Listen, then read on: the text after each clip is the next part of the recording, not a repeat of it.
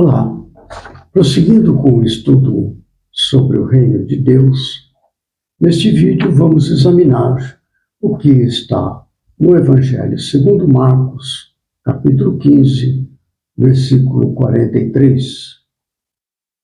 Este versículo está escrito da seguinte maneira: Chegou José de Arimateia, conselheiro honrado, que também esperava o reino de Deus, e ousadamente foi a Pilatos e pediu o corpo de Jesus. É uma passagem bem conhecida e que está num contexto que inicia no versículo 37 e vai até o 47. Vamos ver o contexto onde este versículo está inserido. E Jesus, dando um grande brado, expirou. E o véu do templo se rasgou em dois, de alto a baixo. E o centurião, que estava defronte dele, vendo que assim chamando expirara, disse: verdadeiramente este homem era o Filho de Deus.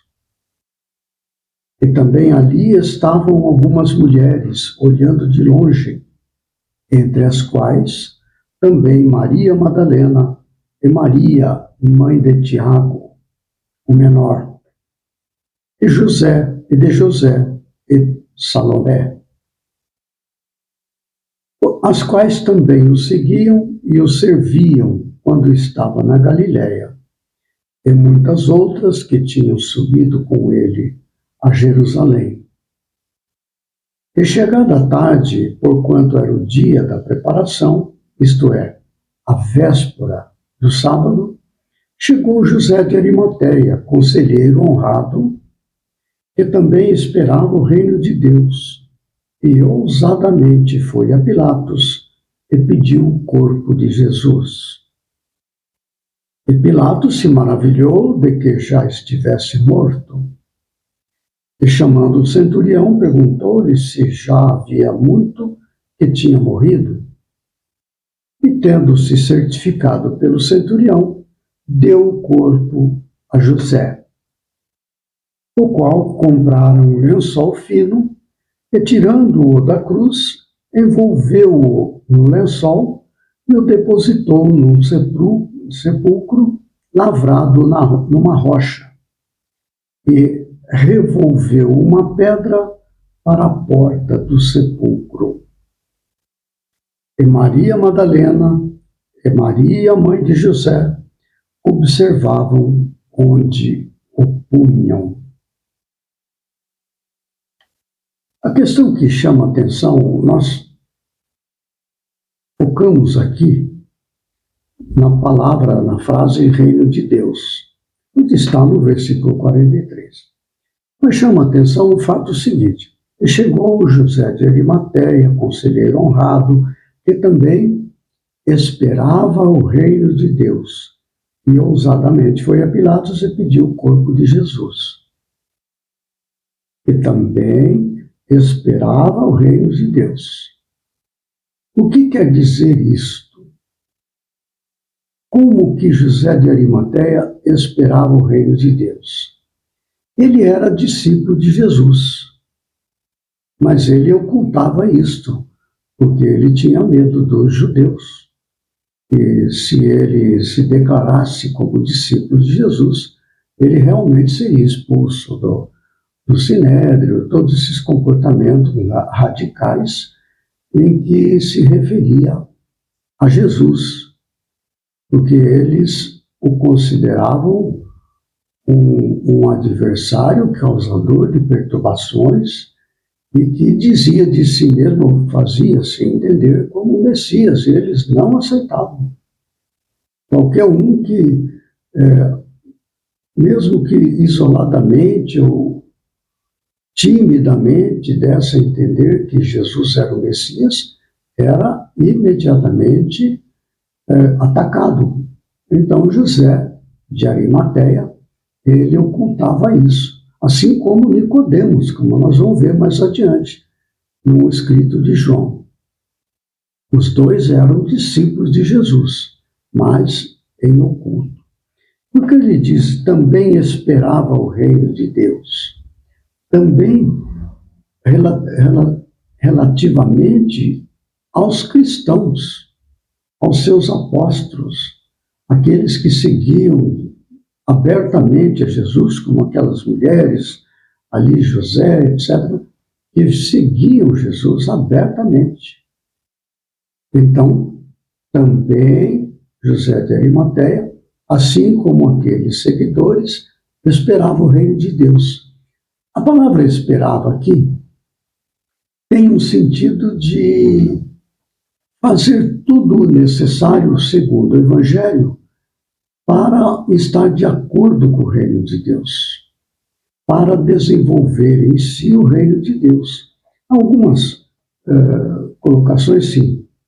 Apressar a vinda do Senhor, esperar, não é? O reino de Deus é apressar a vinda do Senhor. Como que se apressa? Através de boas obras, a obediência aos ensinos do Evangelho, ter uma vida santa e outras explicações relacionadas, como uma atitude ativa de fé, de paciência e de serviço, não é? Viver segundo o Evangelho. Então, isso era, no entender desse texto, esperar o reino de Deus. Como que esperar? Então, nós retornamos a um ensino de Jesus que fala que a que compararei o reino de Deus? E ele então conta a parábola do grão de mostarda. O grão de mostarda, a semente de mostarda, é a menor das sementes, que uma vez lançada à terra, ela cresce e acaba se tornando a maior das hortaliças. Debaixo de seus ramos vêm se abrigar as aves do céu. Então a gente vê aqui, de uma semente a uma grande hortaliça. Então é um processo de crescimento, não é algo instantâneo, efetivamente. Mas uma vez que a semente é lançada à terra, o reino de Deus começa a ser edificado no íntimo das pessoas.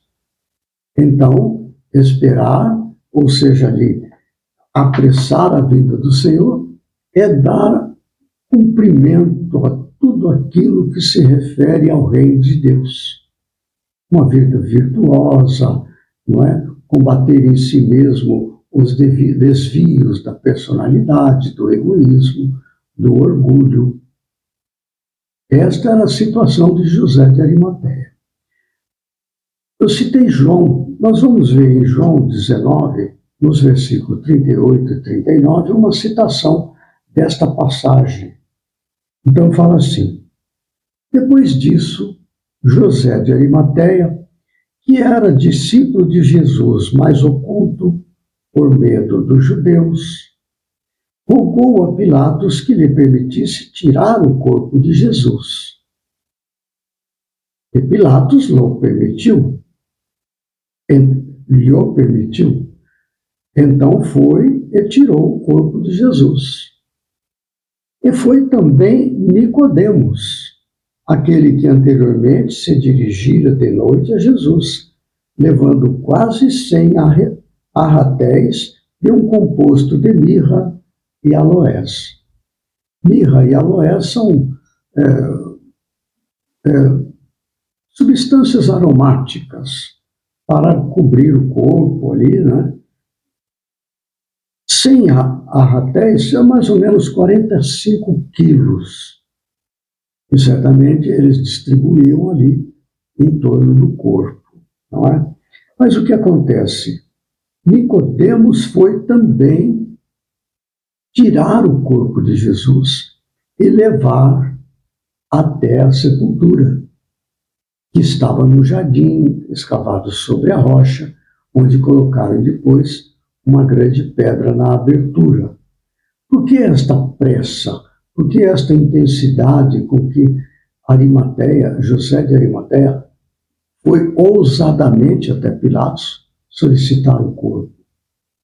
É que era sexta-feira, e no sábado não era permitido a ninguém executar qualquer trabalho. Então o corpo de Jesus ficaria exposto, não é? Até domingo, quando então poderiam tirá-lo da cruz, etc. Então eles, José de Arimateia e Nicodemos, se deram pressa de providenciar, porque o sábado, veja que a morte de Jesus na cruz se deu às 3 horas da tarde, a hora nona.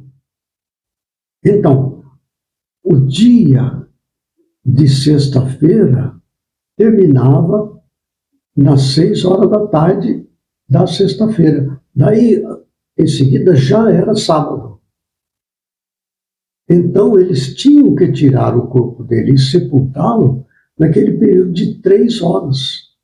Daí a pressa de José de Arimateia, de ir a Pilatos, conseguir a autorização para tirar o corpo e, juntamente com Nicodemos, imediatamente deslocá-lo para a sepultura e fechar a porta da sepultura para que ele não ficasse exposto.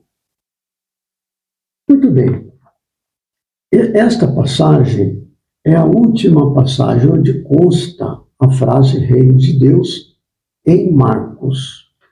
No próximo vídeo, nós daremos início ao estudo do Reino de Deus segundo Lucas. E o primeiro vídeo que vamos apresentar será Lucas capítulo 4, versículo 43. Então, até lá, que Jesus nos ampare e fortaleça.